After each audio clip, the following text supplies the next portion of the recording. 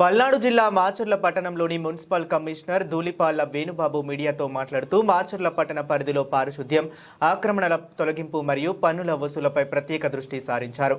చెత్త సేకరణ, పారిశుద్ధ్యం, పట్టణాభివృద్ధి పరిశుభ్రంగా ఉంచేందుకు ప్రజలు తమ ఇళ్ల వద్దే చెత్తను వేరు చేయాలని మాచర్ల మున్సిపల్ కమిషనర్ ధూళిపాళ్ల వేణుబాబు పట్టణ ప్రజలకు సూచించారు. తడి చెత్త, పొడి చెత్త ప్రతి ఒక్కరూ తమ ఇళ్లలో ఉత్పత్తి అయ్యే చెత్తను తడి చెత్త, వంటగది వ్యర్థాలు, పండ్లు, కూరగాయల తొక్కలు, పొడి చెత్త, ప్లాస్టిక్, పేపర్, గాజు ముక్కలుగా విడదీసి మున్సిపల్ వాహనాలకు అందజేయాలని మాచర్ల మున్సిపల్ కమిషనర్ ధూళిపాళ్ల వేణుబాబు సూచించారు.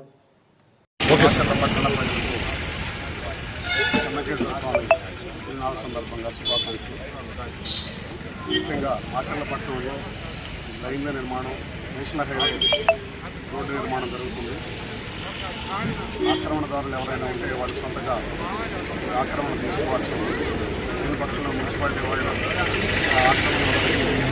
నష్టం కలగడానికి అవకాశం ఉంది. కాబట్టి ముందుగా ఆక్రమణ తీస్తే రోడ్డు స్పీడ్గా వర్క్ చేసుకోవడానికి అవకాశం ఉంది. ఈ అవకాశాన్ని ఇప్పటివరకు కూడాను చాలామంది వినియోగించుకున్నారు. మిగిలిన వాళ్ళు కూడా ఆక్రమణ తొలగించుకొని మున్సిపాలిటీని సహకరించవలసిందిగా కోరుతున్నాము.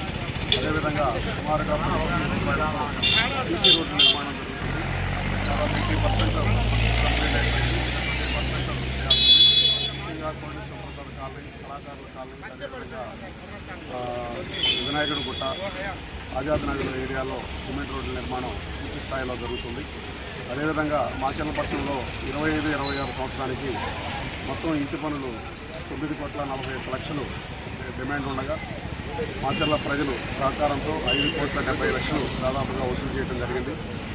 అదేవిధంగా ప్రభుత్వం వారు ఇంకొక అవకాశం కూడా ఇచ్చారు. ఈ నెలాఖరు వరకు కూడాను వడ్డీపై 50% రాయితీని ఎక్స్టెండ్ చేశారు.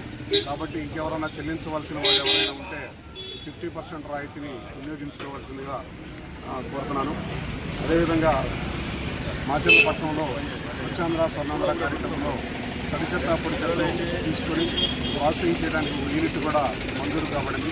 అది మనకి ఇప్పుడు ఏదైతే పాత డంప్ యార్డ్ ఉందో ఆ డంప్ యార్డ్లో సుమారుగా 2.5 ఎకరాల్లో ఆ మిషనరీని ఏర్పాటు చేసి ఇప్పటికప్పుడు చెత్తని